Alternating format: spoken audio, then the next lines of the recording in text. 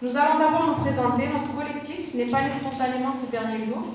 À la faveur de la proximité des prochaines élections pour la mairie de Perpignan, il regroupe des habitantes et des habitants du Bas-Vernay et d'autres quartiers qui ont décidé il y a plusieurs mois de réagir contre la dégradation des conditions de vie quotidienne, dans ce quartier en particulier, dans les quartiers populaires de la ville de façon plus générale.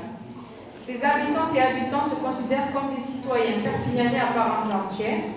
Ils demandent pour eux, pour leur famille, pour leur quartier, une vraie considération, une égalité de traitement qui est loin d'être la réalité au quotidien. On ne demande pas des privilèges. C'est dans cet objectif qu'ils veulent faire entendre leurs préoccupations, leurs attentes, leurs revendications aux responsables institutionnels et politiques. Ils ont déjà saisi et saisiront à chaque fois que cela sera nécessaire les occasions de faire entendre leur voix sur les sujets qui les préoccupent en tant qu'habitants, en tant que parents, en tant que citoyennes et citoyens de cette ville.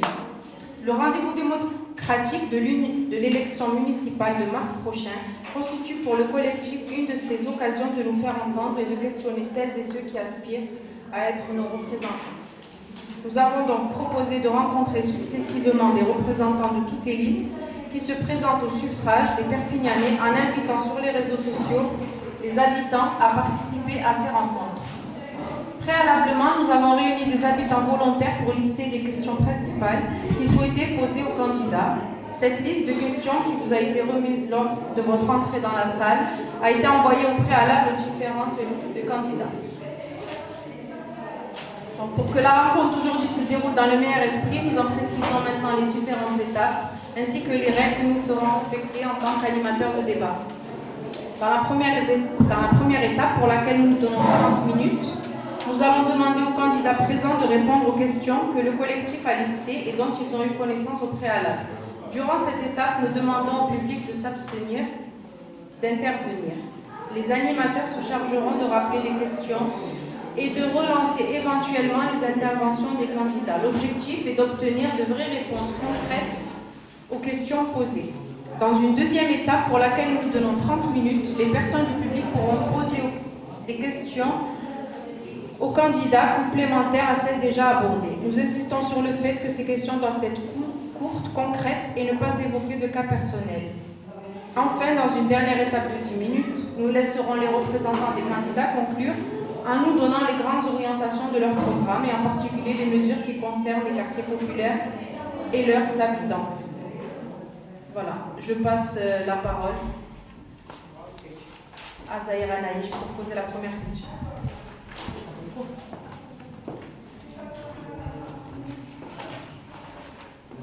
Le vivre ensemble dans notre quartier.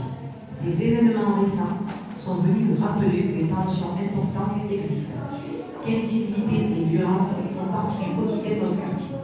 Nous souhaitons qu'un véritable plan, concerté avec les habitants, soit établi pour lutter à deux niveaux.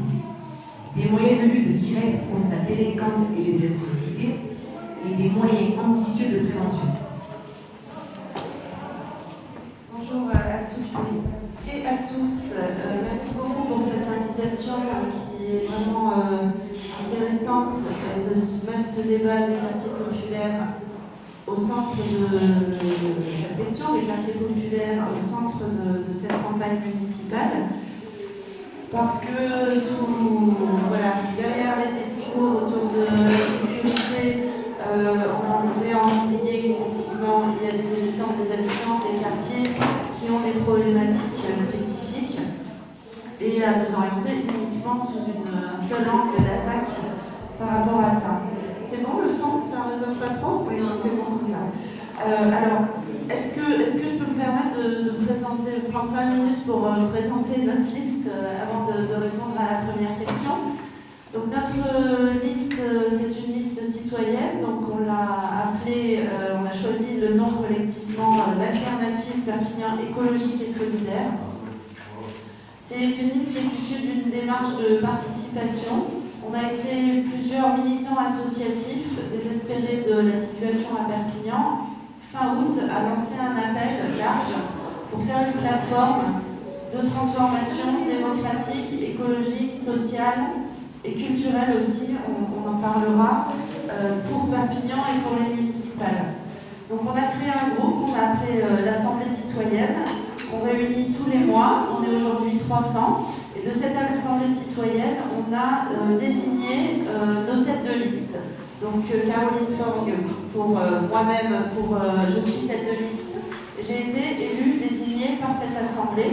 Et Jean-Bernard Maton, qui est second sur la liste. Donc nous sommes un binôme de tête de liste pour porter ce projet de transformation, avec le soutien de partis politiques qui se sont retrouvés dans notre démarche, c'est-à-dire une démarche où on dit stop à la politique politicienne, on veut une réappropriation de la politique par les habitantes et par les habitants pour remettre l'intérêt général au cœur des décisions municipales.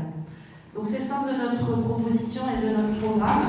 Donc on est vraiment enchantés, Yasmina Méziane qui est sur la liste et moi-même de venir porter nos idées au sein de votre quartier. Mais comme vous le disiez, c'est aussi des idées pour l'ensemble des quartiers de Perpignan. Alors, alors moi j'avais un peu prévu de réorganiser vos questions, d'y répondre, mais vous préférez que j'y réponde une par une? Oui, ok, c'est le... Parce que sinon, en fait, on va rester les autres candidats et on va dire pourquoi nous et pas eux. D'accord, ok, très bien, je respecte les règles, il n'y a pas de souci. Donc, le vivre ensemble dans les quartiers, dans le vôtre en particulier. Premièrement, la délinquance et les incivilités. Alors, la question de la sécurité. Pour ce qui est de la lutte contre les trafics, contre les violences physiques, c'est le rôle de la police nationale. Donc en tant que maire de Perpignan, je demanderai, je solliciterai, je ferai la pression au niveau de la préfecture pour qu'il y ait des moyens en conséquence et qu'on s'attaque aux racines, c'est-à-dire au trafic notamment. Parce qu'il faut savoir que la police municipale, quel que soit son niveau d'armement, les agents municipaux ne sont pas officiers de police judiciaire, donc ils ne peuvent pas arrêter des personnes. Ils concourent seulement au repérage des situations et ils travaillent en collaboration avec la police nationale. Donc ça pose la question du rôle de la police municipale.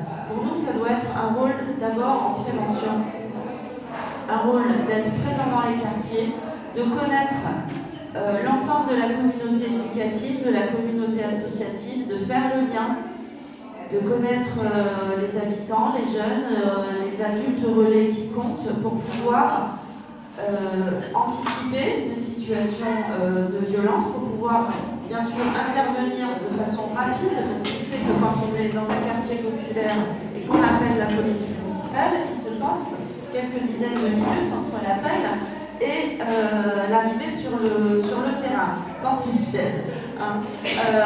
Donc il y a aussi deux poids, deux mesures, selon le quartier où on est, pour la réactivité de la police municipale.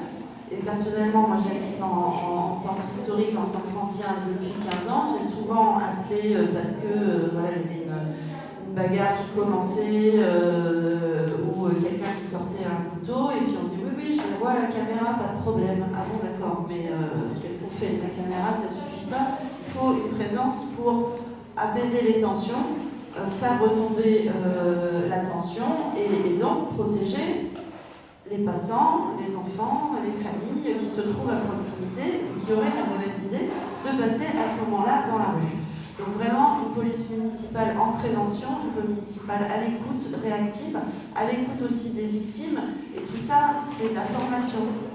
Il faut il faut reconfigurer la police municipale, la former à ce rôle de prévention, bien revenir à la police de proximité qu'on a eu un temps, qui a été balayée d'un revers de main par Nicolas Sarkozy, alors qu'elle avait prouvé son efficacité pour le vivre ensemble dans les quartiers. Voilà, alors au-delà du rôle de prévention de la police municipale, on reparlera aussi il n'y a pas que la police municipale pour faire un rôle de prévention, c'est dans chaque quartier des lieux de vie, des dispositifs pour l'enfance, la jeunesse, mais aussi les adultes, les familles, qui fassent qu'on ait une vie enrichissante, qu'on accompagne les projets, les initiatives des habitants. Et pour nous, ça veut dire remettre la démocratie au cœur de cette relation entre les habitants et la mairie. Et donc ça passe par des assemblées citoyennes de quartier qui sont ouvertes à tous les résidents de plus de 16 ans, parce que voilà, la citoyenneté aussi, ça s'apprend, et les jeunes doivent prendre part aux décisions aussi du quartier. Alors quand on dit assemblée citoyenne, c'est pas dans le sens citoyen qui a le droit de vote, c'est dans le sens résident, c'est dans le sens citoyen habitant de la ville, donc quelle que soit sa nationalité, quel que soit son parcours, quel que soit son niveau d'éducation, de créer des assemblées, mais pas juste en disant réunissez-vous et puis je vous dirai ce que vous en pensez. C'est aussi, pour que ça marche, la démocratie, il faut de l'information, il faut savoir de quoi on parle. Par exemple, si on veut parler du logement, avoir les informations sur le logement, les chiffres du logement dans ce quartier, où est-ce qu'on en est, avoir aussi un accompagnement, parce que prendre des décisions collectivement, c'est pas forcément évident. Il ne faut pas que les gens qui parlent plus que les autres, parce qu'ils ont l'habitude, quelque part prennent le pouvoir sur l'ensemble. Donc aussi avoir un accompagnement en termes de méthode. Et ensuite, que ça donne quelque chose. C'est-à-dire que les priorités qui sortent de l'Assemblée citoyenne, que ce soit des projets d'animation, des projets culturels, puissent ensuite être soutenus par la mairie, ou, autre aspect, les investissements. Et les investissements, c'est se dire, on a besoin, par exemple, on a envie de faire un jardin partagé, on n'a pas assez d'aires de jeu pour les enfants de moins de 3 ans. On aimerait avoir un skatepark ou un city-stade ou un terrain de basket parce qu'il en manque dans le quartier. Ça, c'est de l'investissement.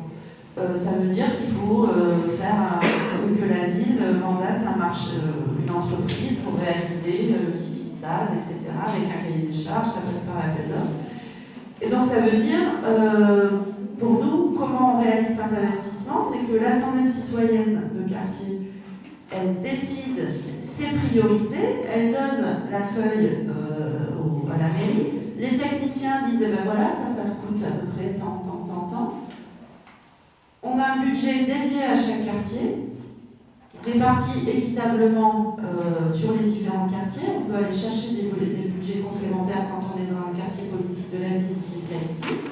Et ensuite, ça rentre dans les travaux qui sont dans la feuille de route de la municipalité. Donc c'est ce qu'on appelle un budget participatif, et nous on veut qu'il soit à hauteur de 10% du budget d'investissement de la ville, c'est-à-dire à peu près 15 millions d'euros par an répartis sur l'ensemble des quartiers. Et c'est par cette, ça répond à d'autres questions, j'ai un peu suivi mon fil, c'est par cette écoute et aussi ce pouvoir redonné aux habitantes et aux habitants, nous on considère que tout le monde est capable d'échanger. Des fois, on n'est pas d'accord. Nous, dans notre groupe de 300 personnes, on n'est pas non plus d'accord, mais il faut mettre le débat sur la table et que quand on est en bonne intelligence, oui, on va trouver, on est capable de choisir l'intérêt général et non pas de tirer la couverture à soi. Voilà.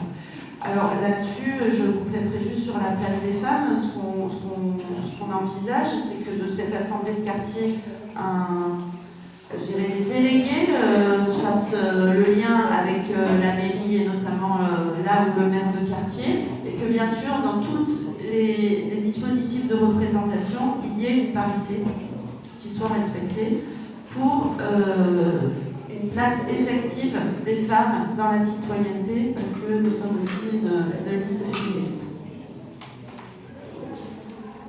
La famille et la jeunesse. Notre quartier est un quartier jeune démographiquement. Cela mérite un investissement des institutions et des services publics qui soient à la hauteur. Ce qui n'est pas forcément le cas. Nous repérons plusieurs domaines où l'action publique doit être développée. De vrais moyens pour l'accompagnement socio-éducatif avec des éducateurs diplômés à l'attention des jeunes adolescents et jeunes adultes en termes de scolarité, formation et d'accès à l'emploi. Deuxième tiré, des places suffisantes pour l'accueil des jeunes enfants en crèche pour résorber une liste d'attente importante. Un accompagnement des parents pour les soutenir face aux difficultés qu'ils rencontrent dans leur responsabilité éducative. Alors sur la famille et la jeunesse, l'accompagnement socio-éducatif. Donc on vous rejoint, il n'y a pas assez d'adultes de présence, d'animation autour de la jeunesse dans les quartiers. Donc alors c'est pas la compétence directe de la municipalité, c'est plutôt celle du département, mais de la même façon, on ira chercher le département pour avoir vraiment des éducateurs spécialisés présents dans chaque quartier. Mais au-delà de ça, un réseau associatif, une vie, réinstaller une vie autour de maisons de quartier, on n'a pas fait original. Vous en avez une ici, mais nous, notre projet, il est bien plus ambitieux. La maison de quartier, ça doit être le lieu avec des salles associatives, le lieu qui accueille le centre social, un centre social où on redéfinit le projet avec les habitants et les habitants. Donc avec beaucoup plus de moyens et une ambition, et notamment en termes d'activité culturelle beaucoup plus élevée qu'il y a aujourd'hui. Et ensuite, qu'il y ait aussi, par exemple, des ateliers de réparation ou des zones d'échange de dons, selon les projets qui seront issus de chaque assemblée de quartier, d'avoir un lieu où on se retrouve, où on échange, où on partage. Et là, la jeunesse a bien sûr toute sa place. Au-delà de ça, quel que soit le quartier, nous voulons mettre en place un conseil des jeunes avec un budget dédié pour que les jeunes développent leurs propres projets, indépendamment de ce qui se passe dans les quartiers. Et ce conseil des jeunes, c'est aussi un lieu où vont se réunir les jeunes de toute la ville, donc un lieu de mixité sociale et culturelle qui va permettre d'ouvrir et de faire des ponts entre les quartiers pour donner des perspectives. Quand on vient dans votre quartier, ça fait longtemps, moi j'ai commencé dans un collectif citoyen qui s'appelait Nous Perpignan, on est venu plusieurs fois au marché poser la question aux personnes du quartier sur comment ils appréciaient ce quartier, ce sentiment d'enfermement dans le quartier qu'on ne peut pas en sortir. Oui, faisons des ponts entre les quartiers pour qu'on circule. Alors c'est aussi des ponts physiques via les mobilités, via les transports, et peut-être que ça ne fait pas partie de vos axes d'entrée, mais la refonte du réseau de bus et de transport pour une meilleure desserte des quartiers, et notamment les quartiers prioritaires de la ville, c'est aussi une priorité pour nous.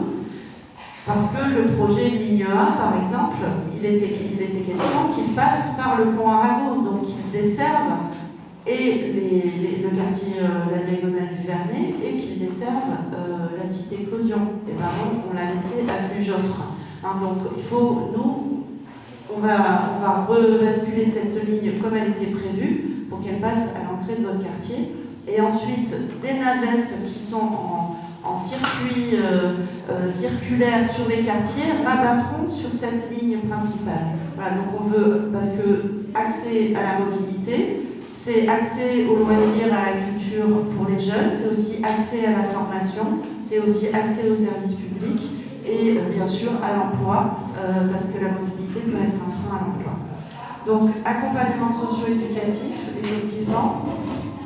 Des places suffisantes pour l'accueil des jeunes enfants en crèche. Là, c'est sûr qu'il y a un déficit, et puis il y a aussi un frein aussi à la formation et à l'emploi, et notamment des femmes qui élèvent seules leurs enfants, puisque quand on n'a pas d'emploi, on n'a pas de place en crèche. Donc nous, on ouvrira le droit à une place en crèche aux familles qui sont en recherche d'emploi pour leur permettre d'aller suivre une formation, d'aller chercher de l'emploi, de faire aussi les papiers, les démarches qui sont rendus difficiles quand on a plusieurs enfants et notamment en bas âge. Enfin même un seul une fois suffit pour ne pas se présenter, ne pas pouvoir se présenter à un emploi. Donc nous, en début de mandat, nous ferons vraiment un diagnostic sur la petite enfance pour mettre en place un schéma d'accueil de la petite enfance avec une augmentation des places en crèche et aussi un soutien au réseau d'assistantes maternelles, qui sont les deux options possibles, pour pour faire un plan d'action sur la mandature pour augmenter progressivement le nombre de places et donc pouvoir aussi accueillir les familles en recherche d'emploi. Et enfin, vous parliez d'accompagnement des parents par rapport à la parentalité. Pour nous, ça passe aussi par ces maisons de quartier qui doivent accueillir, qui sont des lieux pour accueillir des permanences d'accès aux droits, permanence du CCAS pour ouvrir des droits, permanence d'associations, et donc notamment l'association d'accompagnement à la parentalité, l'association droits des femmes, etc., pour qu'au cœur de chaque quartier, on puisse accéder à l'information et qu'on puisse avoir des rendez-vous sans traverser la ville. L'emploi. L'absence de perspective d'emploi pour nombre d'habitants, et notamment pour les jeunes générations, est à l'origine des bien des mots que connaissent nos quartiers.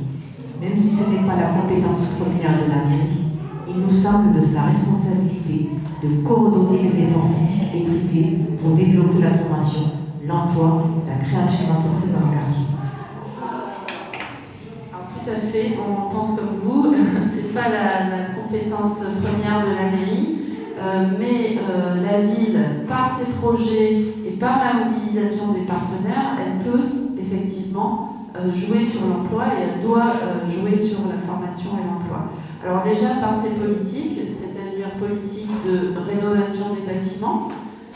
Alors c'est moi pas forcément le cas, sauf que j'ai posé la question effectivement comment ça se passait l'été ici, mais voilà, si on peut avoir des niveaux de rénovation énergétique qui sont bien plus importants que ce qui a été réalisé sur le quartier. Donc une priorité sur la rénovation des bâtiments, que ce soit en termes d'insalubrité ou de réduction des factures énergétiques. Donc ça veut dire de l'emploi pour le bâtiment. Ça veut dire aussi augmenter, travailler avec le bâtiment, les filières d'insertion, les filières de formation qui peuvent être ouvertes aux plus jeunes, comme d'ailleurs aux moins jeunes. Et le bâtiment, aujourd'hui, comme ils sont en déficit de vocation, quelque part, ils se rendent bien compte que, et c'est une chance qu'il faut saisir, enfin en tout cas c'est un état de fait dont il faut s'emparer, qu'au-delà de former à un métier du bâtiment, il faut qu'ils accompagnent des personnes vers aussi l'apprentissage du français quand on est noyé de l'écrit, etc. Donc des formations bien plus complètes qui permettent de ramener vers l'emploi des personnes qui s'en sont éloignées. Donc nous, on jouera tout à fait cette carte-là. On a aussi, en termes de politique publique, la restauration scolaire, l'alimentation, l'autonomie alimentaire.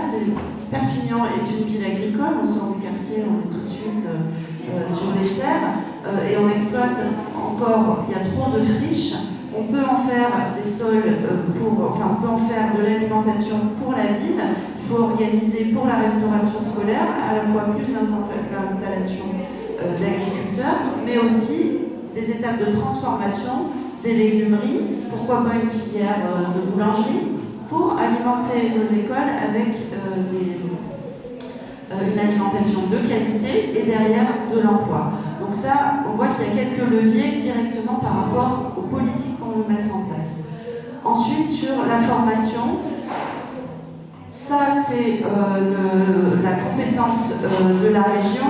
On en parlait, il y a une seule école de la deuxième chance sur Perpignan. C'est certainement trop peu au vu de la situation en termes de chômage à Perpignan et de décrochage notamment des jeunes. Donc nous travaillerons avec la région pour mettre en place un dispositif plus ambitieux, un dispositif aussi qui soit ancré dans les quartiers. Alors, est-ce que ça sera ici, est-ce que ça sera plutôt moyen-vernet ou ça, je ne m'engage pas.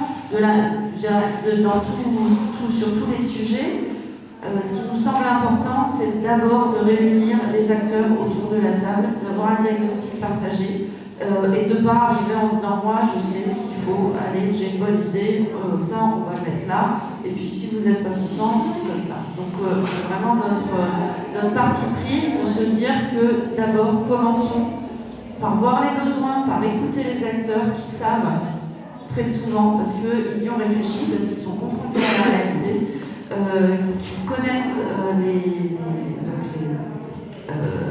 actions qu'il faut mettre en place, et que la ville est là pour les écouter, pour les coordonner, pour bien sûr décider de ce qui est prioritaire, pour planifier et pour accompagner tous ces acteurs. Donc, dernier point sur l'emploi, on voit aussi que face au manque de perspectives d'offres d'emploi, beaucoup de personnes souhaiteraient montrer leur activité, des fois dans des champs d'activité qui correspondent à tout ce qui est écologie, l'économie circulaire, la récupération, le partage, etc. Et ça, c'est des choses qui correspondent tout à fait aux besoins de nos quartiers, parce que c'est accéder à des services et à des biens à moindre coût, mais c'est aussi faire vie ensemble. Et souvent, ces personnes sont confrontées, parce que quand on monte une entreprise, voilà, il y a des papiers, on n'est pas forcément au fait de tout ça. On peut aussi avoir un niveau de français plus ou moins variable. Et on manque d'un dispositif d'accompagnement de ce qu'on appelle l'économie sociale et solidaire, c'est-à-dire des projets à but écologique qui répondent à un besoin de notre territoire. Donc nous, plus que attirer les grandes entreprises, on n'est pas contre. Bien sûr, il faut continuer à être il faut essayer d'être un territoire attractif. Mais partons de nos besoins. Partons des besoins dans les quartiers, dans la ville, des besoins écologiques pour créer de l'activité à notre échelle qui a du sens, de l'activité pérenne, plutôt que de rêver, que de devenir une grande ville industrielle, ce que nous ne serons jamais, parce que nous ne l'avons jamais été. Donc, on ne va pas, un maire précédent a pensé qu'en faisant une gare TGV, les Barcelonais on allait devenir la banlieue de Barcelone. Cela ne s'est pas fait, et c'était la dernière bonne idée qu'un maire a eue, bonne idée, je ne sais pas, mais en tout cas l'idée d'eugénique, projet en tout cas, c'était le dernier projet qu'on a eu pour la ville. On a bien vu que ça n'a pas marché. Donc, soyons, humbles, soyons réalistes, accompagnons les activités qui sont issues des besoins de Perpignan, des énergies de Perpignan. C'est pour ça que nous serons une maison d'économie sociale et solidaire, où l'ensemble du réseau d'accompagnement de ces structures se retrouveront pour avoir un guichet unique, une information unique, et donc un accompagnement personnalisé, pertinent, pour que ces projets d'activité se pérennisent, donc se développent et se pérennisent et fassent autant d'activités derrière. Alors, l'égalité de traitement, les rapports entre la ville, ses élus et ses services et les habitants ou associations qu'ils animent nous en faisons l'expérience tous les jours, marquée par le manque de transparence, l'arbitraire voire le favoritisme. Nous souhaitons que des règles claires et vérifiables soient établies pour garantir l'égalité de traitement des situations et besoins similaires, attribution de logement, emploi aidé, subventions. On ne peut que vous donner raison. On parle d'une situation complètement clientélisée à Perpignan. Et c'est inadmissible parce que le service public, l'accès au droit ne devrait pas être conditionné à connaître quelqu'un. Je me rappelle d'une dame, on faisait une opération dans la rue sur autre chose que le logement et qui disait écoutez, moi j'ai déjà demandé un logement HLM, je voyais rien arriver, on m'a dit il faut que tu rencontres telle personne, et elle était en colère. À quel titre il faut rencontrer quelqu'un en République française pour avoir un logement? Voilà, donc là-dessus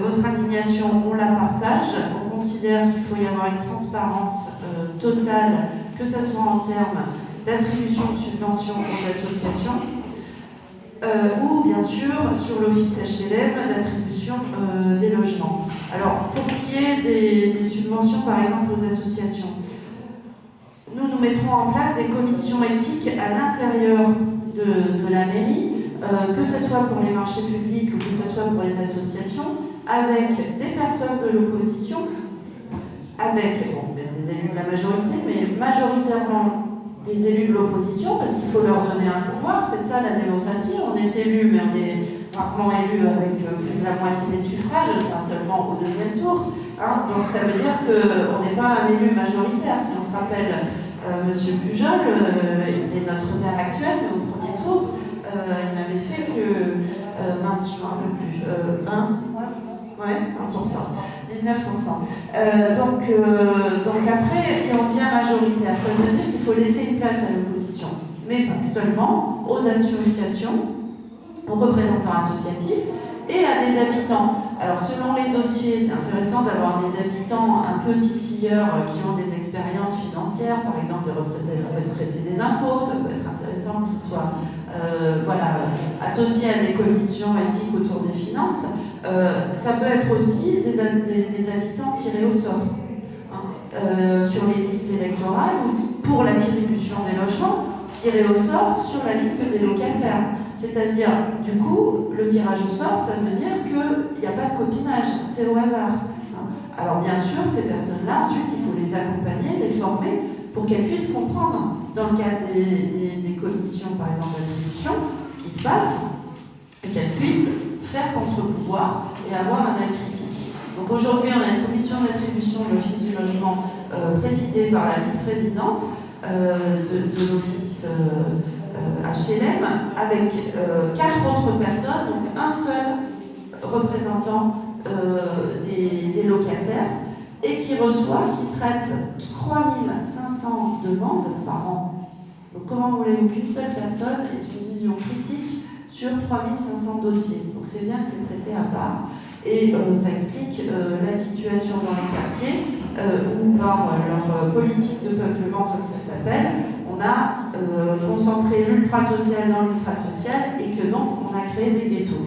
Et c'est bien là-dessus qu'il faut travailler.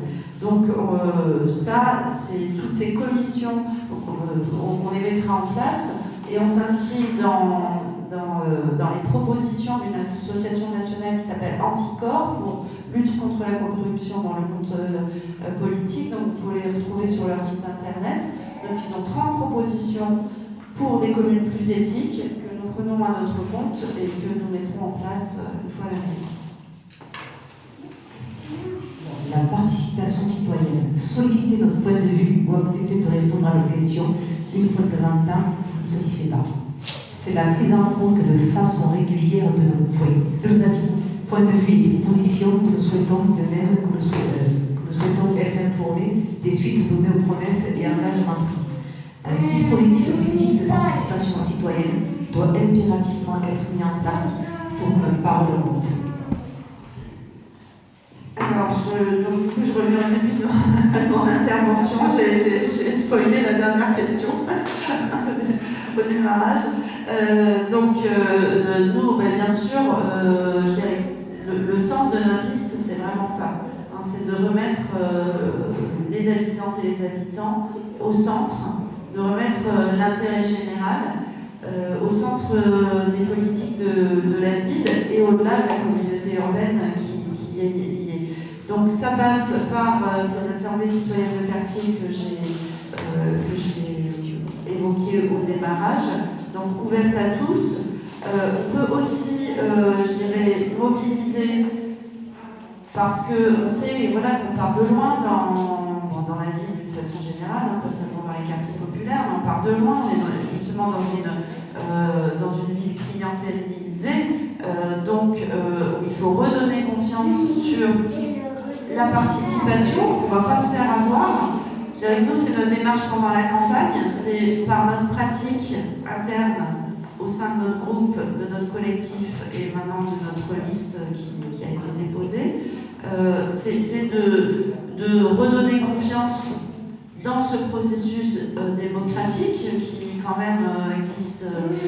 C'est quand même en France qu'on a fait la révolution, donc on veut juste revenir à cette plus qu'espoir, à ce principe fondamental de notre République que de décider ensemble, de se faire confiance, d'être capable de s'écouter. Et je dirais que c'est en pratiquant qu'on se donne confiance. Donc ces assemblées citoyennes de quartier, on peut également, pour activer la participation citoyenne, aussi faire un tirage au sort sur les listes électorales, sur les listes des locataires quand on est dans un quartier comme le vôtre avec un grand ensemble HLR, pour être sûr, voilà, pour engager des personnes en disant ben voilà, est-ce que vous êtes d'accord pour nous donner votre avis, et comme ça, au fur et à mesure, s'éduquer, se confronter à des idées différentes, mais pratiquer la démocratie et se donner confiance sur le fait que oui, on est capable, quel que soit son niveau de formation, quel que soit son parcours. Et c'est ça le sens de notre proposition politique. Donc participation citoyenne à tous les étages, dans les quartiers, mais aussi sur des thématiques, par exemple, états généraux de la culture. Alors j'en profite pour parler aussi de culture, de politique culturelle. La politique culturelle, elle doit être décentralisée, elle ne doit pas se faire que en centre-ville, autour de grands équipements qui ont le mérite d'exister, qui fonctionnent bien, le conservatoire, le théâtre, etc., la casa musicale, tout ça, c'est des outils qu'il faut conserver, qu'il faut développer. Mais c'est aussi faire de la culture, déjà valoriser notre richesse culturelle, la richesse culturelle de notre ville, qui est une ville voilà, qui voit arriver des populations différentes, ça continue, qui a toute une histoire que je ne vais pas faire ici, voilà aussi d'exil. Donc valorisons cette richesse, valorisons aussi les langues. Alors bien sûr, on a le catalan, je dirais, on sait que le multilinguisme, c'est une chance pour les enfants. En termes de capacité intellectuelle, et puis c'est une chance pour chacun de nous quand on a la chance de l'être, de partager plusieurs cultures et de faire des ponts entre les cultures et voilà aussi de connaître la poésie en plusieurs langues, etc. Donc ces choses-là, valorisons-les avec des résidences d'artistes qui seraient installées dans les quartiers. Par exemple, dans ces fameuses maisons de quartier, avec l'idée d'avoir une manifestation culturelle par quartier, qui pourrait être aussi discutée, décidée, soit dans le centre social, soit dans l'assemblée de quartier, en fonction des envies, des associations présentes, de dire là peut-être c'est un festival de cinéma ou de court-métrage, là c'est du théâtre de rue, là c'est plutôt de la musique rap, j'en sais rien, mais se dire ayons des activités culturelles qui feront aussi ces ponts entre les quartiers, d'autres gens de quartier viendraient, qui mobiliseraient un quartier, qui le donneraient à voir, qui le valoriseraient. Pour nous, la culture, elle est aussi centrale, c'est notre quatrième pilier avec la démocratie, la solidarité et l'écologie, c'est de faire communauté de vie, c'est ce qui s'appelle la culture.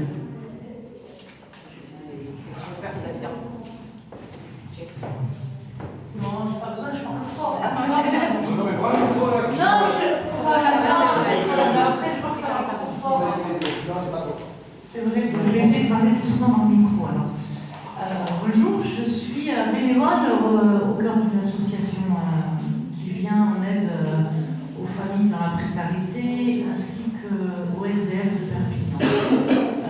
À l'heure d'aujourd'hui, il y a très peu de points d'accueil, voire quasiment pas du tout en centre-ville, pour les SDF. Je voulais savoir si vous, dans vos projets à venir en tant que maire, vous étiez prête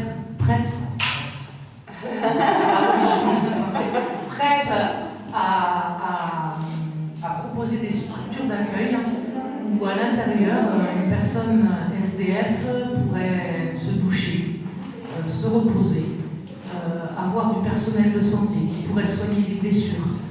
Parce qu'on a beaucoup de personnes actuellement SDF qui ont des petites blessures de rien du tout, qui finissent par des gangrènes et qui finissent par des amputations.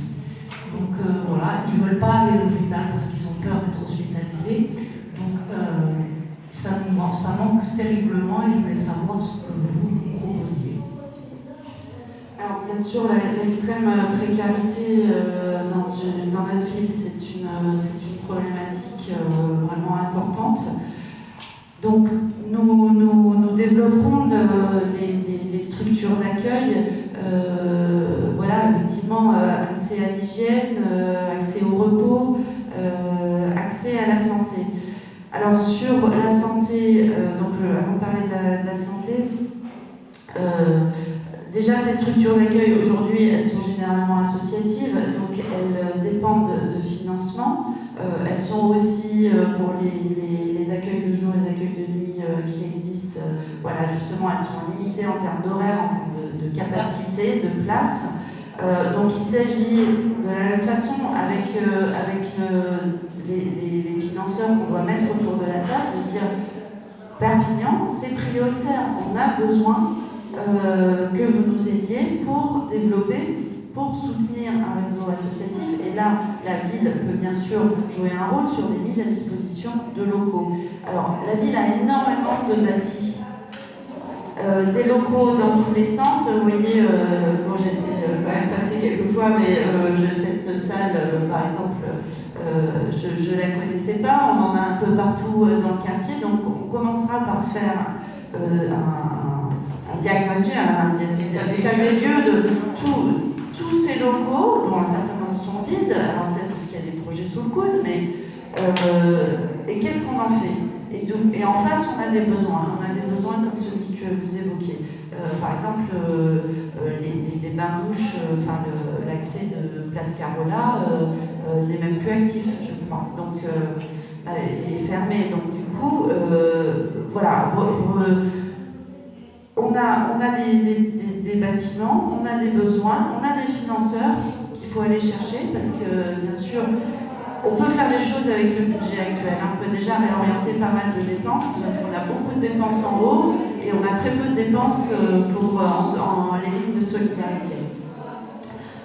Mais il s'agit aussi de travailler en coopération et justement ce dont on se rend compte sur ce territoire, c'est qu'on a une opposition de la ville, du conseil départemental, de la ville vis-à-vis des communes environnantes qui par exemple ne font pas leur boulot en termes de logement social. Donc la ville-centre se retrouve avec voilà, une surconcentration à gérer l'ensemble de la pauvreté extrême alors qu'il devrait y avoir une solidarité au-delà, au niveau de la communauté urbaine. Donc ça, arrêtons d'être en compétition, faisons un projet ensemble pour que tout le monde aille mieux. Parce que si on a des quartiers qui s'enfondent dans la misère et la précarité, on tombe sur une situation de violence que vous avez connue. Et je veux dire, on ne s'en sort pas par le haut. Et puis par contre, ça fait le jeu du Front National et des extrémistes. Et on sait ce qu'ils nous proposent dans leur programme en termes de sécurité, ça fait froid dans le dos. Donc effectivement, misons sur le social, sur l'accueil des plus fragilisés, la dignité, tout simplement. On a dans notre programme aussi une maison d'accueil des migrants, non pas pour les loger, mais pour un point d'entrée qui accueille les associations, qui accueille les cours d'alphabétisation, pour qu'il y ait un point d'entrée pour les migrants pour qu'on puisse les accompagner dignement. Mais de la même façon, l'extrême précarité des personnes qui sont français, il faut la regarder en face et prendre à bras le corps ces problématiques. Alors ensuite, sur la santé, nous créerons des centres de santé municipaux qui sont des centres avec des médecins, des infirmières qui sont embauchés par la mairie, dont les actes ensuite sont remboursés par la Sécu comme n'importe quel médecin, donc ça ne coûte pas en fonctionnement, mais de la même façon, c'est mettre à disposition des locaux pour accueillir des équipes médicales. Des équipes médicales, on sait aussi que les médecins, la médecine est de plus en plus féminisée et que les médecins femmes veulent pouvoir concilier. C'est plus comme nos vieux médecins, malheureusement, qui partent à la retraite, qui étaient toujours là, toujours dispo, qui font 70 heures par semaine. Voilà, maintenant les jeunes médecins, et on les comprend, veulent un autre rythme de vie. Donc, créer des équipes autour de projets et aussi de projets à l'éducation, à la santé et à la gestion des situations d'urgence. Donc là où il manque de professions libérales de santé, nous installerons des centres de santé. Comme des dispensaires en fait. Alors, effectivement, les dispensaires font les consultations sur les vaccinations, les maladies transmissibles, etc. Là, ce sera vraiment des consultations en médecine générale, voilà, sur lesquelles on peut associer des dentistes, des gynécologues. Voilà, on sait qu'aujourd'hui, que ce soit les généralistes ou par exemple pour ce qui nous concerne la gynécologie, combien de temps, de mois on attend les dentistes, les ophtalmos. Donc voilà, et après on renonce aux soins. Il y a aussi l'histoire du tiers payant. Donc là, bien sûr, dans les centres de santé, le tiers payant sera pris en charge. Enfin, la santé aussi, c'est bien, mais il faut bien qu'ils mangent aussi. Il faut bien développer quelque chose. D'où l'ouverture de locaux pour les accueillir, pour les soigner. C'est les associations qui s'occupent de ça, mais ils ne sont pas aidés. Ils sont pas aidés sur le besoin L'association de la zéro subvention. On ne fonctionne que par pardon. On fait des récoltes de dons, on prépare des repas à la maison et on distribue, mais on n'a pas du tout, on a zéro subvention. Alors, je vais rebondir sur ce que disait Caroline. L'avantage du participatif, c'est que souvent, c'est les habitants qui choisissent sur quoi ils veulent se mobiliser. Là, c'est les SDF. On a rencontré beaucoup d'habitants comme vous, qui ont les mêmes problèmes, qui veulent aider, qui veulent des lieux pour les SDF. Si votre quartier met ça en œuvre, il sera soutenu. Comme disait Caroline, il y a eu beaucoup de soutien pour les activités d'en haut. Et pas beaucoup de soutien pour le social, pas beaucoup de subventions, pas beaucoup d'attention donnée au social et aux gens d'en bas. Ce qu'on veut faire avec la participation citoyenne, c'est de regarder d'en bas en haut, et pas seulement se coudrer que le haut. Voilà, on a vraiment l'impression qu'actuellement, c'est culturel, c'est sportif. Culturel sportif dans certains quartiers, pas culturel sportif au Vernier par exemple. Pas culturel sportif, ça c'est Mathieu ou à Maillot.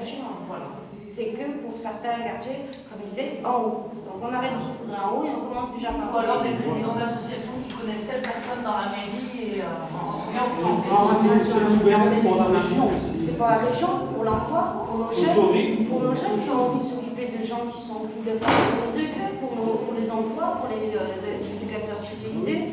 Et ça jongle sur plein de choses. Seulement, il faut avoir envie de. Moi, j'ai vu des associations qui se battent tout seuls, ils n'ont même pas de médiateur, ils ont que des payés, bénévoles, ils payent même la banque alimentaire, ce qu'ils le kilo, ils payent le kilo. Il y a des locaux vraiment à 1500 euros, le local, et je vois, il y a des locaux qui sont fermés, et qui appartiennent à la. C'est pareil ici, il y a des appartements qui sont fermés, et on voit les gens, des mamans avec des enfants dehors, et c'est ça qui fait, voilà. Complètement, mais il n'y a pas non plus au-dessus assez de logements d'urgence pour les femmes qui sont victimes de violences, pour les gens qui sont mis à la rue, pour les familles migrantes qui arrivent, pour des problématiques de santé. Donc ça, c'est vraiment la gouvernance de l'office HLM qu'il faut revoir totalement. Si vous lisez le rapport, il y a 6% de logements, un taux de vacance de 6%. Et le rapport annuel le dit lui-même, c'est énorme. On n'a pas engagé assez vite la rénovation. Bon, on se demande avec les échos qu'on a en ce moment si on n'en a pas gardé un peu sous le coude pour la période électorale. Donc, arrêtons. Et s'il y a besoin de réserver des logements d'urgence avec, alors il y en a quelques-uns, mais absolument pas assez, qui sont fléchés sur certaines associations. Il y a besoin d'organiser le don alimentaire, les banques alimentaires, de les soutenir. Mettons la main à la pâte pour organiser ça avec les associations. Je dirais qu'en face, il y a aussi un contrat à refaire avec les agents municipaux. Parce que eux, ils sont entre le marteau et l'enclume. Hein, c'est-à-dire qu'ils ne sont plus au service des habitants, ils sont au service des élus et au service des habitants qui ont l'écoute des élus. Et quelque part, d'ailleurs, leur propre direction, elle va être squeezée. On va leur dire, tu vas faire plutôt ça que ça, parce que ça, c'est prioritaire, parce que c'est comme ça le clientélisme. Et du coup, il est où le sens de leur activité? Et là, on le voit bien, et on en a des échos, il y a une démobilisation totale à l'intérieur de la mairie, parce qu'il n'y a plus de sens. Donc notre projet aussi, c'est de redonner le sens de l'agent qui doit être au service de la population et qui doit faire remonter les demandes aux élus en disant il y a tel problème, moi sur le terrain j'ai vu tel problème ou j'ai vu telle association qui est intéressante et on n'a pas besoin de savoir si l'association est copine avec machin, on a besoin de savoir si l'association elle est solide, si l'association elle a une gouvernance démocratique parce qu'il ne s'agit pas non plus de donner de l'argent à une association, il y a des associations, il y a une ou deux personnes derrière. Là, on quitte le statut d'association, de se rendre compte de la vitalité, de la réalité de cette association, de sa gouvernance, de son objet social, de sa sincérité. Et alors, oui, allons-y, écoutons ces initiatives-là.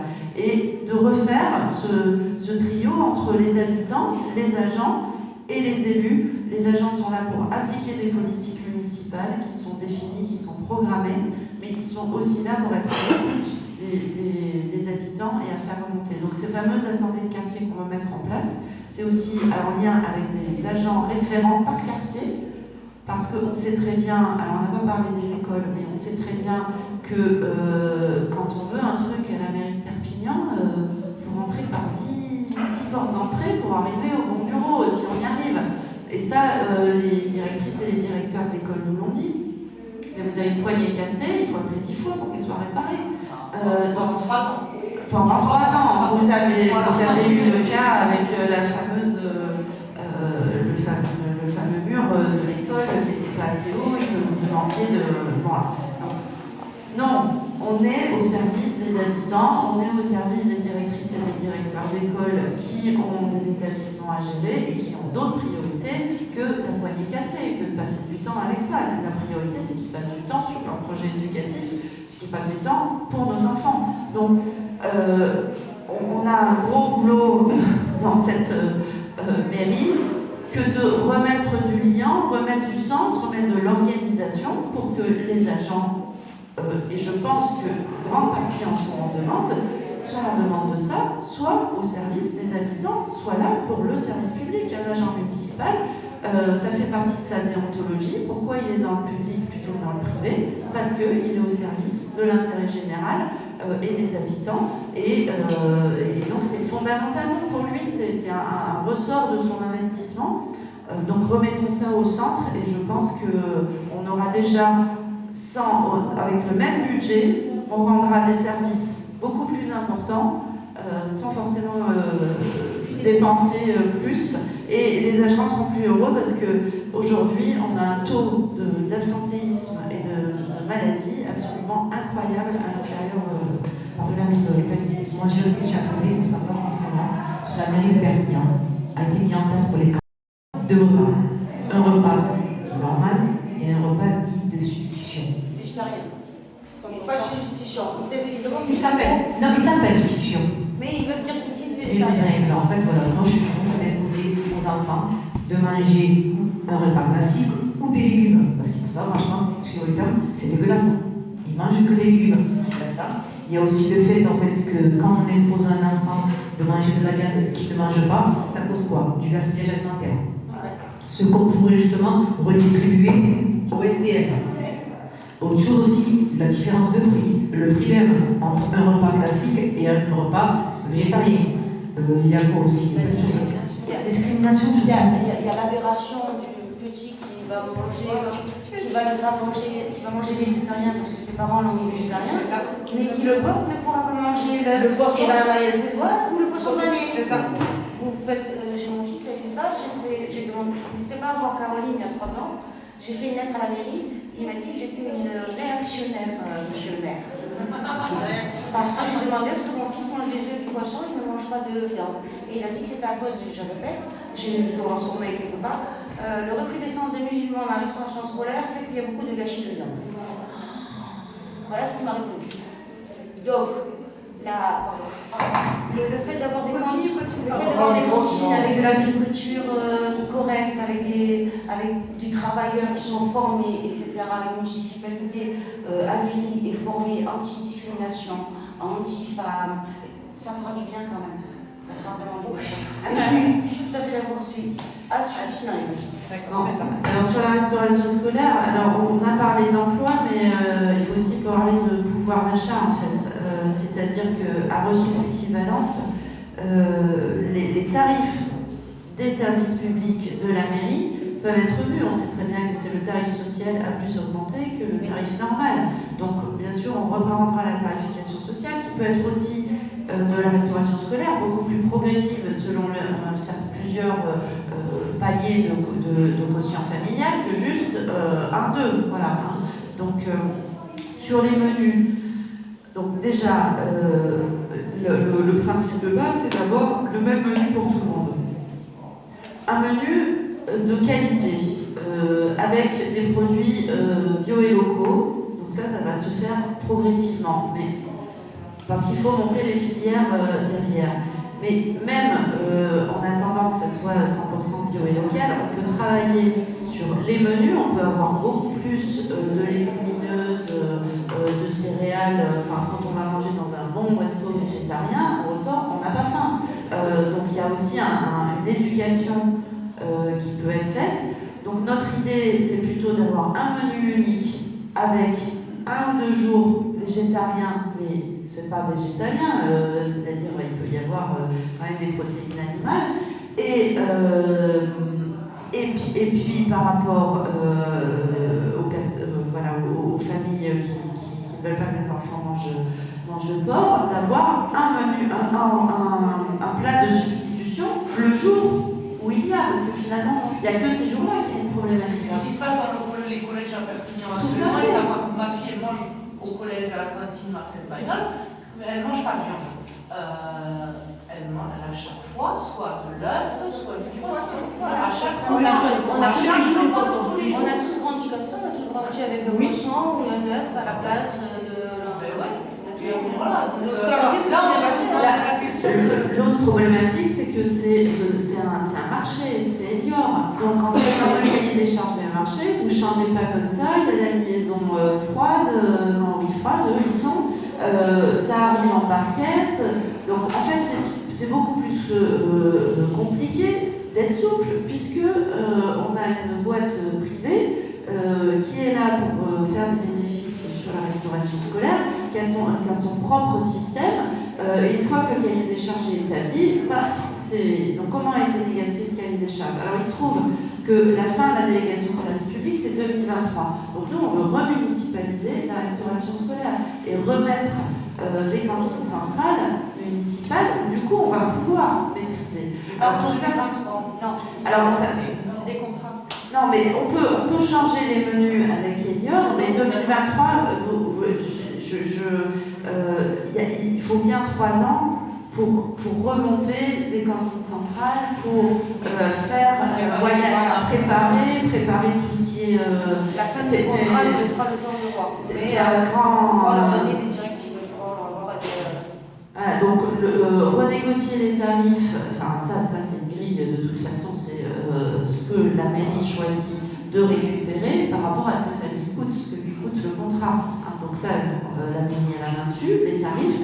Revoir les menus, donc ça c'est discuter avec l'entreprise pour modifier le contrat et avoir un autre cahier des charges et préparer la reprise en main totale de la restauration scolaire en 2023 au moment de la bascule. Effectivement, ça se prépare parce que c'est l'organisation de tout un service. Alors, une question justement par rapport à ça. Quand il y a des plats qui n'ont pas été touchés, qu'est-ce qu'on peut en faire? On va les redistribuer ces plats justement?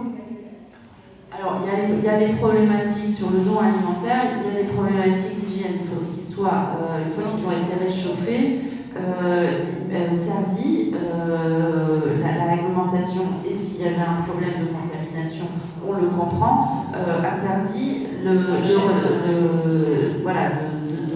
le donner de nouveau pour l'alimentation humaine. Ceci étant, donc en amont, pour la lutte contre le gaspillage alimentaire, c'est de mieux réfléchir, et c'est là que quand on a la main, ça va beaucoup mieux, c'est de mieux réfléchir les quantités, le système de distribution. Si un enfant n'a pas faim, Enfin voilà, quand on est dans des selfs, mais sur les primaires et les maternelles, ça ne marche pas.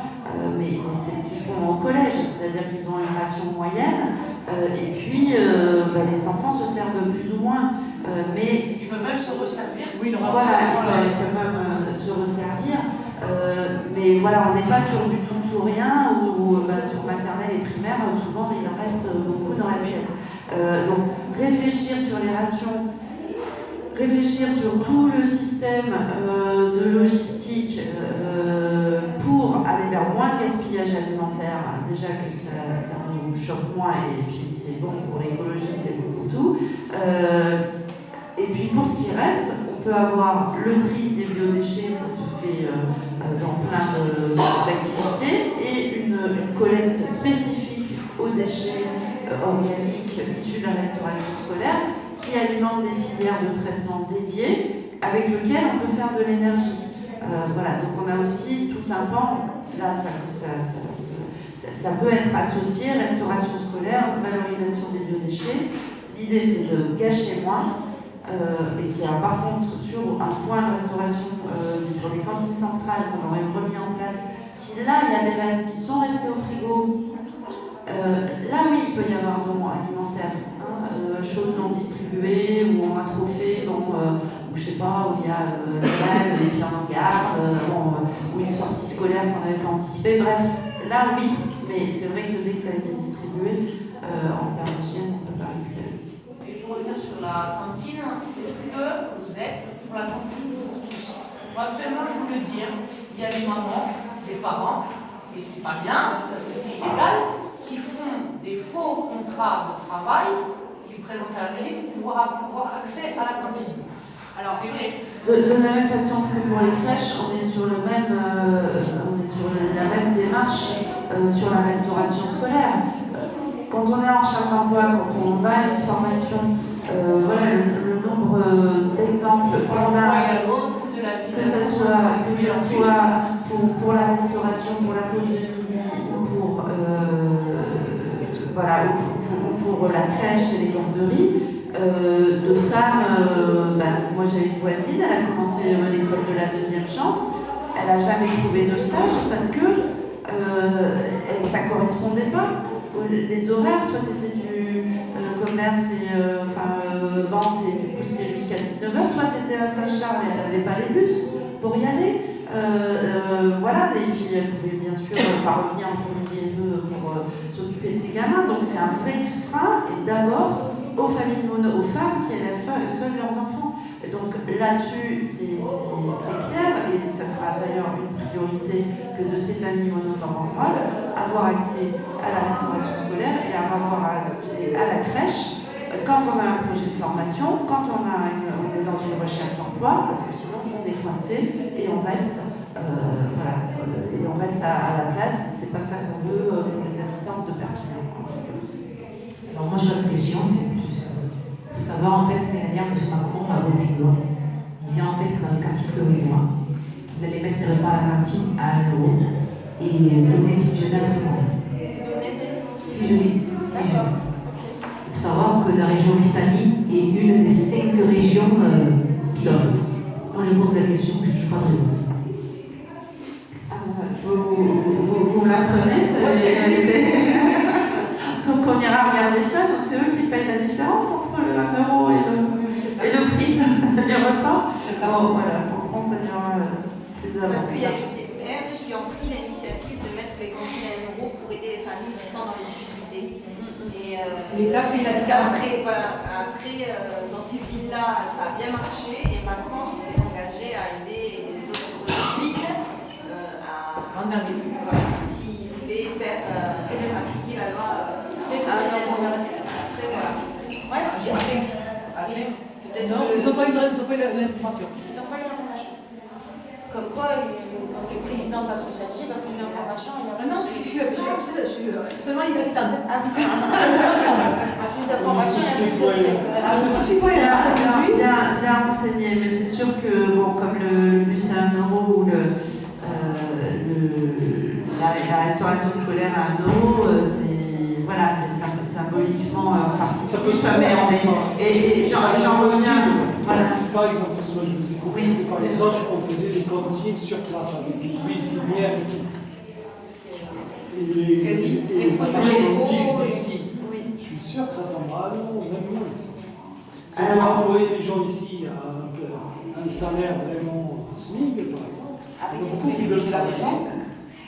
Déjà, il n'y aura pas de transport. Voilà. Et là, on On va enlever tous les emploi, écologie, Tout à fait. dépenses à côté extérieur. Le bio et le local, ce qu'on voit, c'est que le bio, c'est plus cher parce qu'il y a plus de travail humain derrière. On n'est pas sur de la grande culture, on est plutôt sur la paysannerie. Mais tout à fait, mais on en a besoin de moins, c'est-à-dire qu'il est bien plus riche en termes d'apport nutritionnel.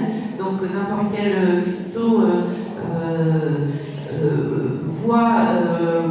Donc c'est aussi un accompagnement des personnels Surtout, qui c'est sont pas la dans quantité, des cantines. c'est pas la quantité qu'il faut. C'est la qualité, tout à fait. Il n'y en a pas beaucoup qui vont à la cantine aussi, donc c'est pas énorme. Donc si on organise la cantine locale, je suis sûr qu'on tombera. toute organisation locale sera mieux. En tout cas, apportera de la plus-value ici. La différence entre un service public municipalité géré en direct, c'est que derrière, on a des grilles de salaire, on a un droit du travail, etc.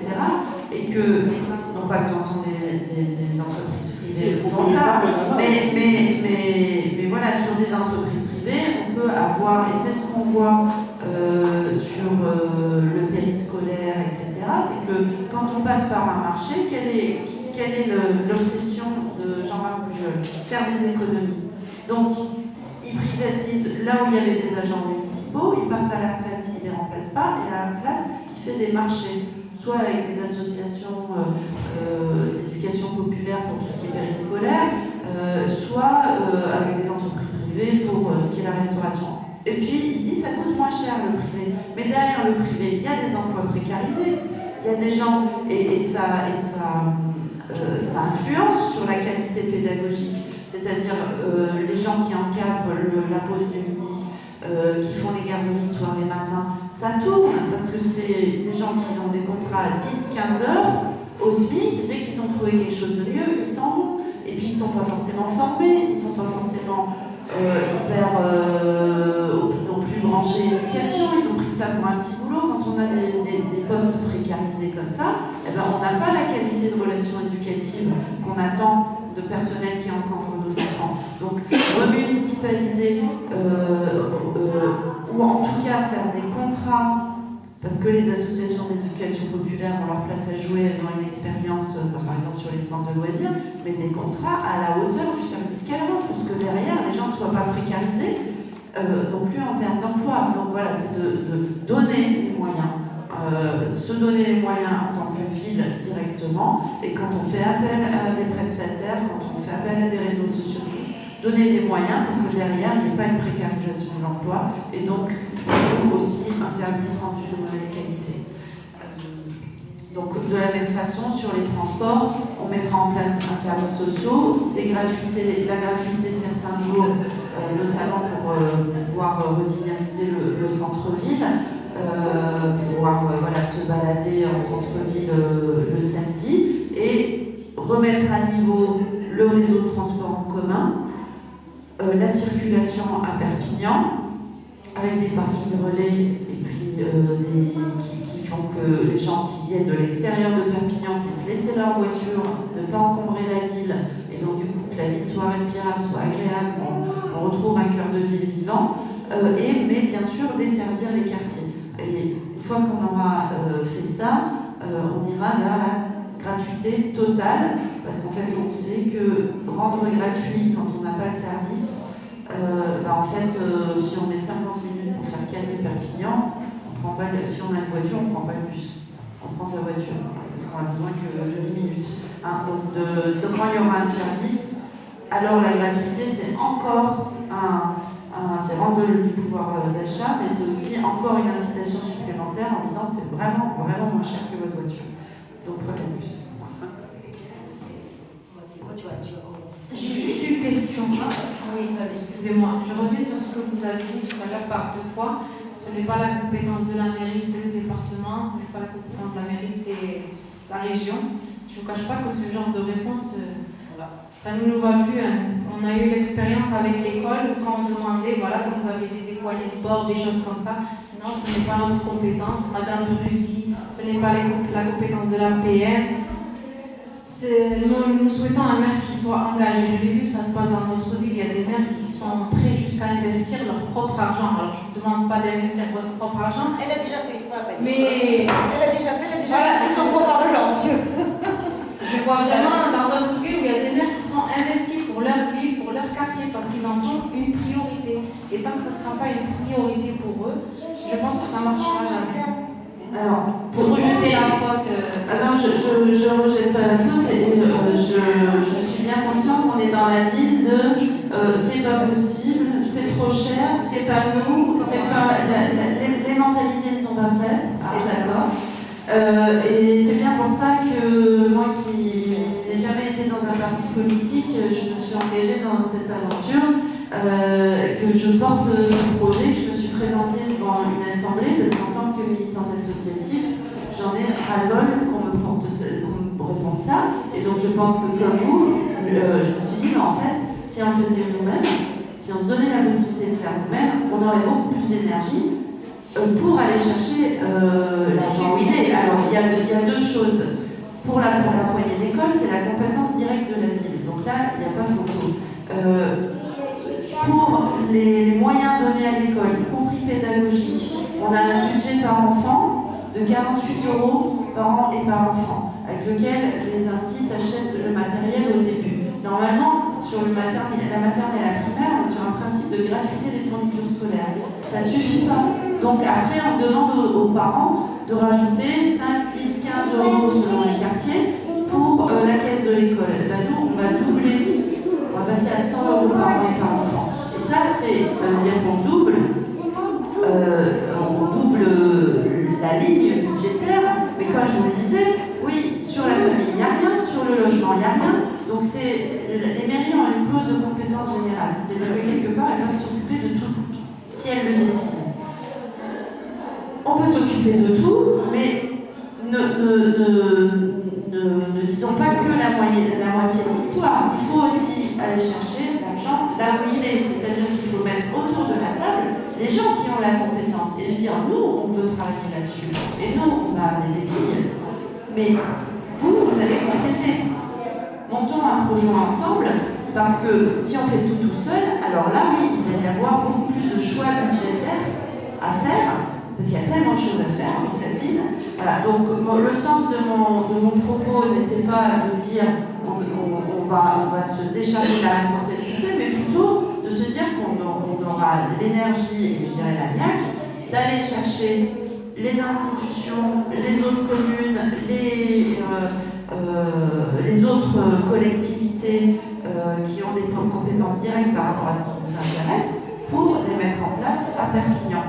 En mettant bien sûr une partie à la poche, et là où on veut mettre notamment une partie à la poche, c'est sur tout ce qui est locaux, accueil, mise à disposition de locaux, et ensuite de faire des économies sur un certain nombre de postes, communication aussi, rémunération des élus, être beaucoup moins ambitieux, sachant qu'en plus les élus de la ville, pour un certain nombre, cumulent avec les indemnités de la communauté urbaine, donc soyons raisonnables entre les deux.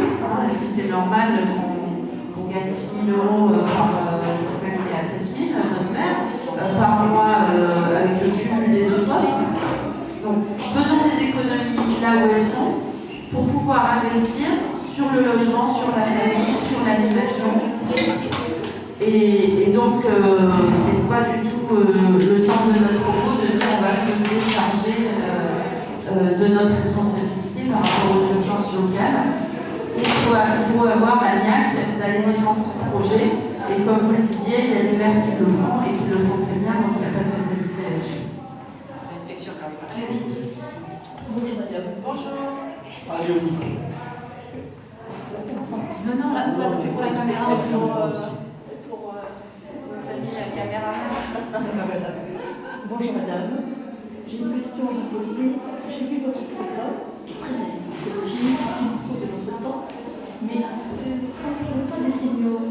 Je ne parle pas de la façon dont on se conduire vis-à-vis de l'économie, puisque vous êtes l'économie uniquement. Je ne vais pas assister au reste, mais vous n'allez parler que de ça. D'économie? Oui, écologie. On a beaucoup parlé de démocratie et de social. Je n'ai pas eu le plaisir d'écouter votre conversation, mais je voulais savoir ce qui se passe pour les seniors. Parce qu'il y a des seniors quand même. On existe. Bien sûr. C'est grâce à nous qu'il y a que la jeunesse est là. Tout à fait. Ça a commencé par vous. On voudrait savoir où nous en sommes. Est-ce que nous devons faire et pouvons faire surtout? Alors, je dirais que dans les assos, j'ai parlé plutôt des jeunes qui étaient un des points d'entrée du questionnaire. Mais pour nous, de la même façon, je dirais qu'il faut une place pour tout le monde. Les jeunes, les actifs, les personnes âgées. Tout à fait. Alors, dans cette pratique de participation, les seniors ont toute leur place, ils ont leurs propres besoins en termes ou envie d'animation, aussi peut-être besoin en termes d'accès à la santé ou de sortie. Voilà. Donc, ils seront associés comme n'importe qui à la définition des besoins.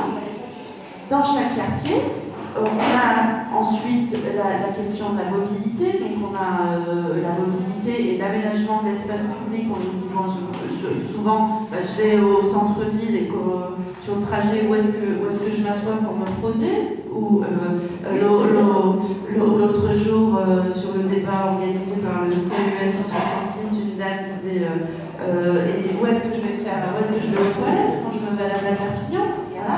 Donc, ces aménagements-là qui sont structure pour ces personnes. Il y a une structure pour ces personnes âgées, puisque vous en parlez. Nous avons des associations, nous avons tout à fait, mais pour les jeunes aussi. Oui, puisque vous n'avez parlé on a entendu que pour les jeunes, que pour les personnes. Vous n'avez pas parlé des seniors. Oui, je vous en parle. Mais en ville, il y a tout ce qu'il faut aussi pour les jeunes et pour les personnes qui sont entre la jeunesse et les seniors. Oui, il y a tout ce qu'il faut. On ne dit pas qu'il parle. Mais dans votre discours, je n'ai rien vu qui me concerne personnellement. Ah d'accord, oui, je rebondis. Voilà, je veux rebondir. Merci. J'étais en train de vous répondre, je n'avais pas vu. Ah d'accord. Je vais rebondir. En fait, nous, on a mis un post sur Facebook pour inviter. On a mis un post sur Facebook, une publication sur Facebook, pour inviter les habitants à venir rédiger ensemble les questions pour les différents candidats. Donc, ensemble, à l'adresse du quartier, ces questions sont ressorties. C'est très bien. Donc, elles répondent à nos questions. C'est ça que je dis, questions ouvertes aux habitants. Ceux qui veulent justement dire, viennent la rencontrer. Donc, je viens de bien. Oui, non, mais je n'avais pas fini mon réponse. Je n'ai pas vécu avec Facebook. Voilà, Très bien. Et je veux savoir ce que madame va dire. Excusez-moi. Très bien. Je veux savoir ce qu'elle va Je dire. Voilà. vais parler de ce sujet qui agace un petit peu la politique. Parce que à chaque fois que j'en parle, on me rejette, bien sûr. C'est-à-dire que tout le modernisme qu'on a maintenant, et on sait très bien que l'informatique est beaucoup par rapport à la poste ancienne et tout ce qu'on a. Et donc, pour les jeunes, c'est facile. Même il y en a certains qui ont du mal aussi. Par contre, pour les personnes un petit peu plus âgées, les quarantaines jusqu'à 60 ans, ben, ils sont négligés. Il n'y a pas de structure comme ça. Par exemple, on organise une après-midi ou une journée pour informer sur l'application telle ou telle. Mais non, mais après, voilà, c'est une formation numérique. Oui, pas de formation, il faut un service. Ils ont ce problème, je dis qu'ils ont un problème médiatique, parce que pour envoyer un courrier, ouvrir un compte, il a oublié son mot de passe. Il faut qu'ils viennent. Alors, pour nous, c'est justement le rôle des maisons de quartier d'avoir des guichets d'accompagnement aussi et des permanences de la CAF, etc. On est complètement, on s'oppose à la fermeture des bureaux de la CAF. Nous, on a. fait longtemps qu'on est à côté de vous, plusieurs membres de notre liste pour s'opposer à cette fermeture de la cave qui éloigne les services publics. Déjà, on la fermer à l'intérieur du quartier, c'est pas tout près pour y aller. Et puis là, on va mettre des machines. Donc par rapport à ce qu'on appelle la fracture numérique, c'est-à-dire que on n'a plus, on a que des répondeurs au téléphone, on n'a plus d'être humain en face et on est perdu au milieu des papiers et donc on perd des droits aussi. Vous pensez que vous allez faire quelque chose? Oui, tout à fait. C'est ce qu'ils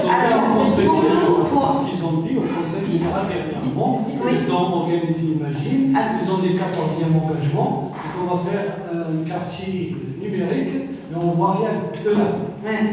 Maintenant, c'est nous, pour nous, c'est le CCAS. Donc, on est obligé de se démerder pour faire un atelier informatique avec des ordinateurs, des vieux ordinateurs qui ont 20 ans, pour aider ces gens-là gratuitement, bénévolement. Et eux, ils sont incapables de créer un poste ici. Pour l'accès numérique dans les maisons de quartier, ça, typiquement, il y en a besoin dans le quartier, on l'organise dans le quartier. C'est exactement ce qu'on disait, il y a un besoin, on s'organise dans le quartier. Et au-delà de ça, on veut remettre au centre le CCAS, le Centre communal d'action sociale, qui doit accompagner les habitants vers la demande de leur accès aux droits, quels qu'ils soient, logement, santé, etc. Parce qu'on se rend compte qu'avec toutes ces difficultés, et c'est aussi des stratégies de ces institutions-là, on perd des droits, on ne les demande pas parce que c'est trop compliqué, parce qu'on n'y comprend rien, et parce qu'on n'a personne dans son entourage en capacité de...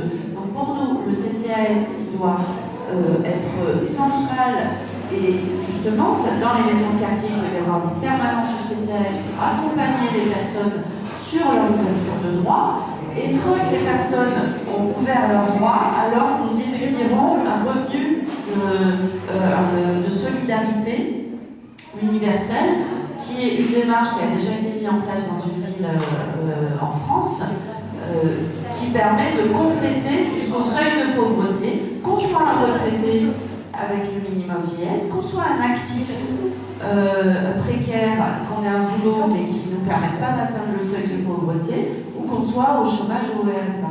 Il ne suffit pas de le dire, il va falloir mettre quelque chose en place. Tout à fait.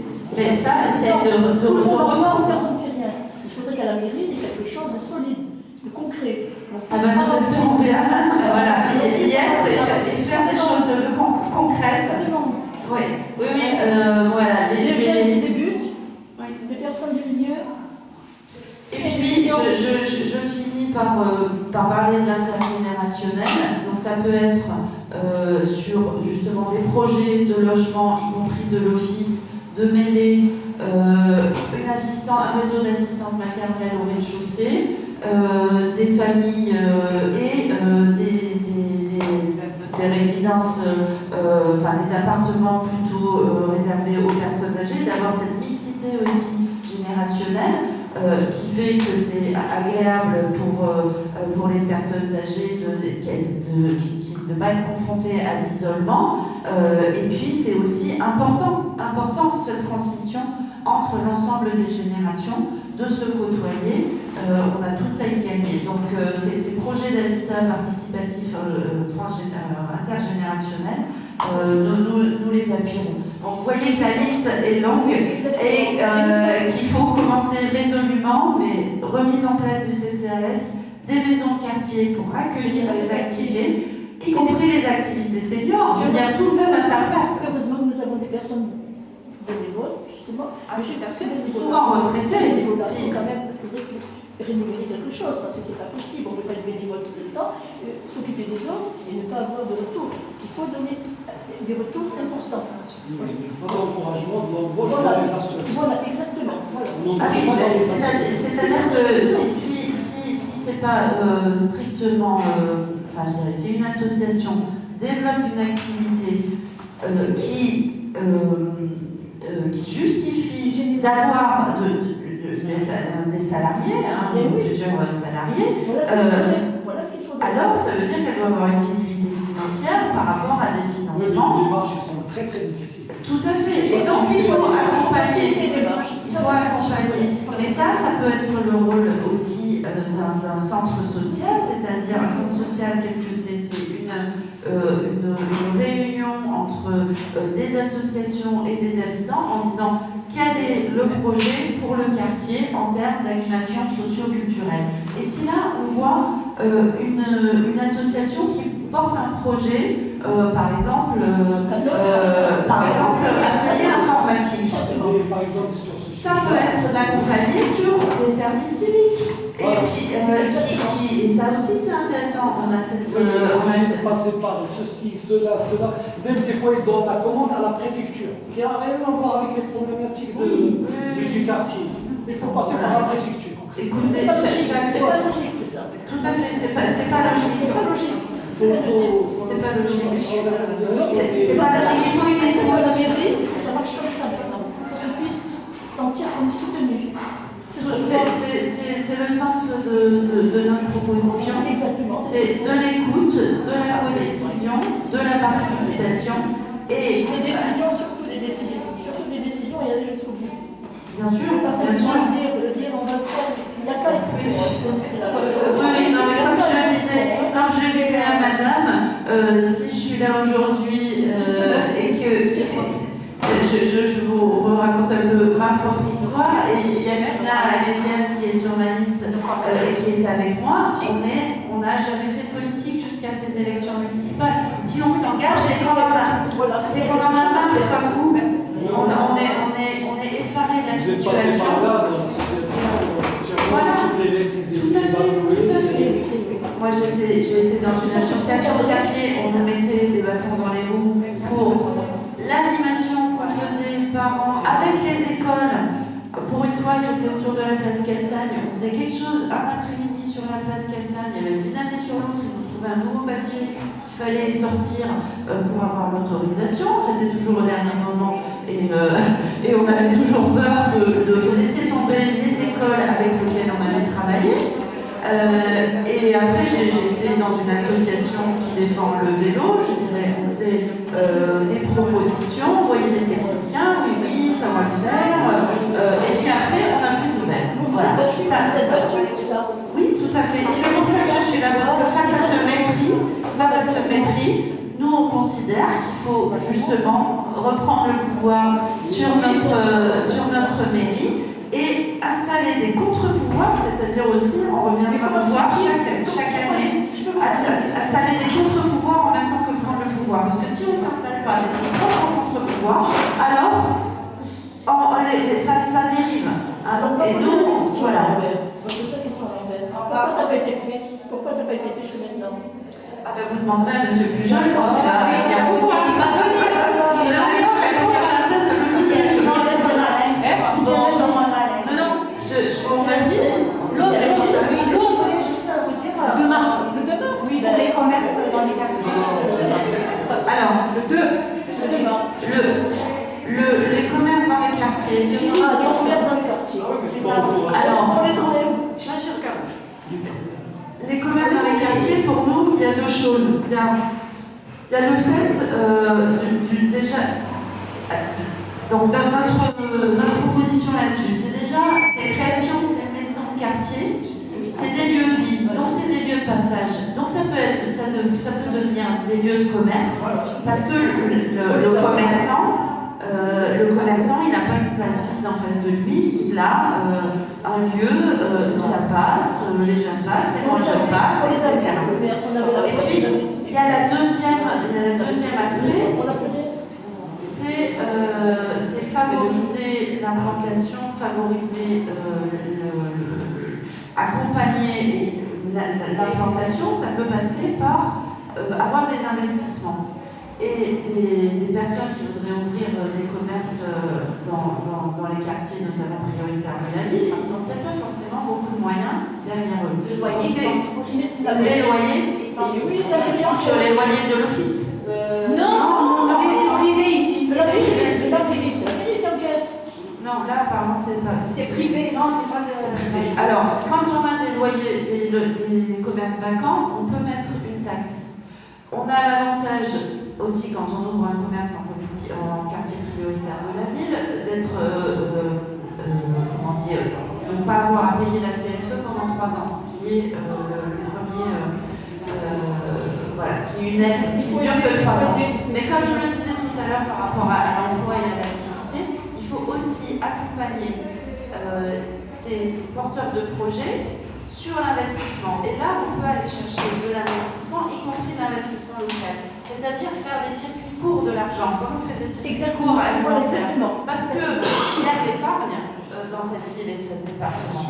Hein, et cette épargne, pourquoi on ne la mobiliserait pas sur du microcrédit, sur du crédit, par exemple, pour acheter son gros froid. J'ai discuté avec la personne qui avait l'épicerie au Champ de Mars. Ils vont raser, ils font la rénovation, ils vont raser. Et je lui ai dit, pourquoi vous ne déménagez pas dans les nouveaux locaux, ils vont faire des trucs plus clean et tout ça. Il a dit, moi j'ai pas l'argent pour m'acheter les frigos.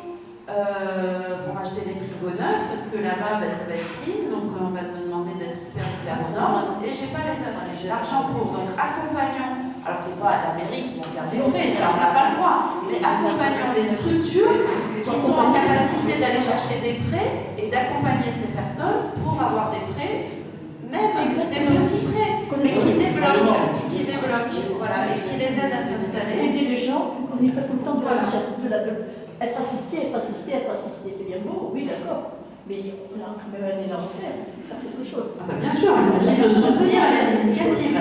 Voilà, c'est sûr. Je pense que la mairie n'ouvrira pas directement des concerts dans le quartier, ça n'est pas son rôle. Mais par contre, de soutenir l'activité commerciale, déjà en informant de ces dispositifs financiers qui sont aidants, et en centre-ville, on peut aussi créer des zones franches, c'est-à-dire avec moins de cotisations sociales quand une entreprise s'installe. Donc voilà, il faut donner l'info, il faut avoir une politique commerciale. Donc ça dynamiserait le centre-ville. Voilà.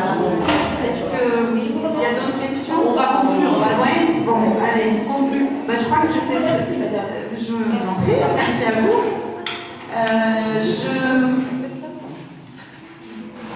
Pour conclure, je crois qu'on a quand même parlé de beaucoup de choses.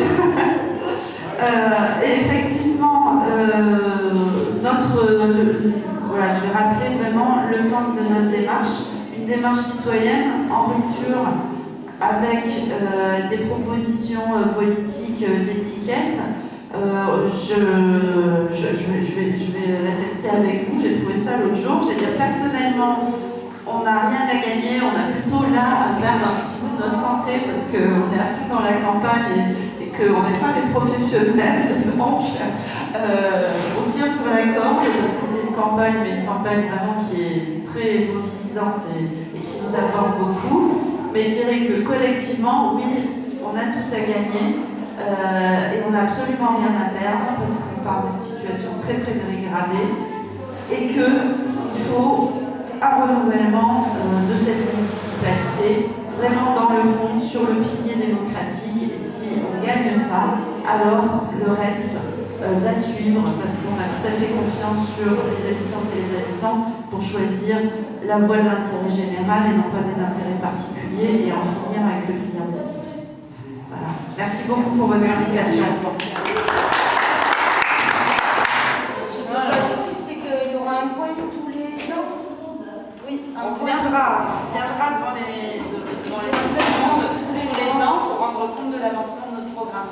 En tant que maire, c'est... Et pour dire aussi, là, on a mis des bâtons dans les roues, comme ça arrive, c'est un entretien annuel, comme une question. Quelle est la différence? Ah, j'ai oublié de vous parler du RIC. Parce que pour nos fêtes... Oh! Vas-y, prends 5 minutes. Allez, vas-y, t'as pas fermé? Prends 5 minutes. Allez. Et j'ai oublié de vous dire. Donc, justement, sur ce projet de l'Assemblée citoyenne du quartier, nous, enfin, sur le pilier démocratique, on a un deuxième outil, on veut mettre en place le RIC local. Et on a décidé de le tester sur notre proposition d'Assemblée de quartier. Donc, vous pouvez signer le premier RIC local à Perpignan, qui demande l'instauration de ces assemblées de quartier pour décider des priorités d'investissement. Je vous laisserai des exemplaires. Et donc, ce RIC, comment ça se passe? C'est d'abord On fait une pétition, on réunit 1 millier de signatures qui correspond à 1% de la population de plus de 16 ans, parce que les personnes de plus de 16 ans peuvent participer. Et si ça dépasse ce seuil, la mairie doit s'emparer de ce sujet.